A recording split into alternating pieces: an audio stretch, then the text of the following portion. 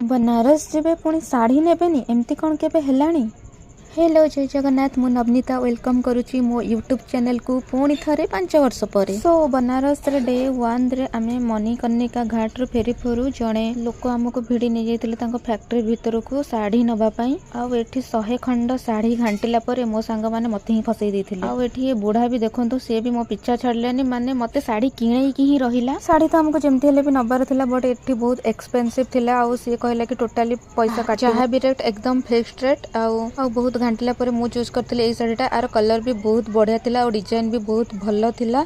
सो आउ कौन हे गला तो मो एंगेजमेंट साड़ी आउ ए साड़ीटा मु परचेस करथिले आउ गणी गणी पूरा 1000 टंका काटिकी देइथिले। कोन माने गेस करंतु ए साड़ी रो रेट केते हेतिबो। एठी बुढ़ा मते देखंतु कहूची आउ एठी देखा जाउनी लाइट तळकु आसंतु लाइट तळकु और से भिड़ी भिड़ी मते लाइट तळकु नै जाउची। सॉरी बुढ़ा डाकुच बोले खराब भाबियोनी कि जमा देह को नेबेनी। बुढ़ा तो मो मुंडर ओढ़णा फोड़णा देकी मते पूरा रेडी करी सारलानी। मते लागुची मु एइना शाशुघर पळेइबी बोधे।